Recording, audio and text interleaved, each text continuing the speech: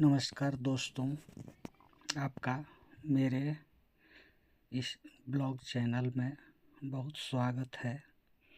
आज की तेज़ रफ्तार ज़िंदगी में लोग शारीरिक और मानसिक बीमारियों से घिरे हैं और बिना सोचे समझे एलोपैथी पर निर्भर हो जाते हैं।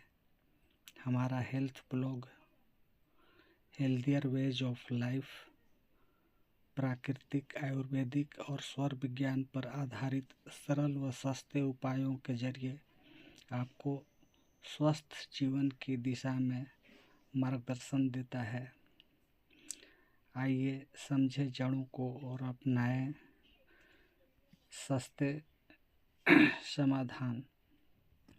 आज इसी कड़ी में हम आपको शुगर व बीपी के कारण खराब हुई किडनी की डायलिसिस कराने से बचने का उपाय बतलाने जा रहे हैं।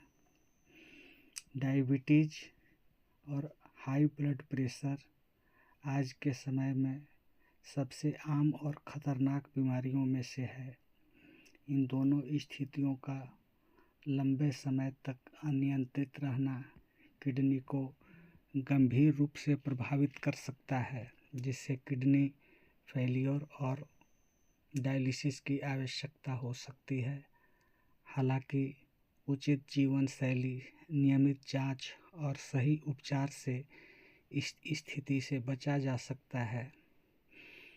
डायबिटीज और बीपी से किडनी को कैसे नुकसान होता है, आइए जानें इस विषय को।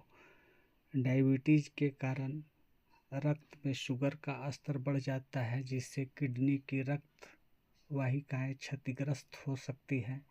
यह स्थिति डायबिटिक नेफ्रोपैथी कहलाती है, जो किडनी फेलियर का प्रमुख कारण बन सकती है। इसमें किडनी की फिल्टरिंग यूनिट्स नेफ्रॉन्स प्रभावित होती है, जिससे प्रोटीन यूरिन में लीक होने लगता है। अब जानें हाई ब्लड प्रेशर का प्रभाव। उच्च रक्तचाप किडनी की छोटी रक्त वाहिकाओं पर दबाव डालता है, जिससे उनकी कार्य क्षमता प्रभावित होती है। यह किडनी की फिल्टरिंग क्षमता को कम कर सकता है और अंततः किडनी फेलियर का कारण बनता है। किडनी खराब होने के लक्षण, आइए जानें इसके कुछ प्रमुख लक्षणों को। इससे पेशाब में झाग या प्रोटीन की उपस्थिति साफ देखने लगती है। पैरों, टखनों और आँखों के आसपास सूजन हो जाता है। हर समय थकान और कमजोरी लगती है।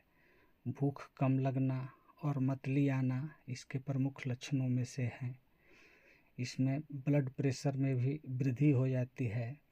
इन लक्षणों के प्रकट होने पर तुरंत नेफ्रोलॉजिस्ट से परामर्श लेना आवश्यक है। डायलिसिस से बचाव के उपाय निम्नलिखित हैं। पहला, ब्लड शुगर और बीपी को नियंत्रित रखें। ब्लड शुगर का स्तर HbA1c 7% से कम रखें। रक्तचाप को 130/80 mmHg से नीचे बनाए रखें। दूसरा, संतुलित आहार लें। नमक और प्रोटीन का सेवन सीमित करें।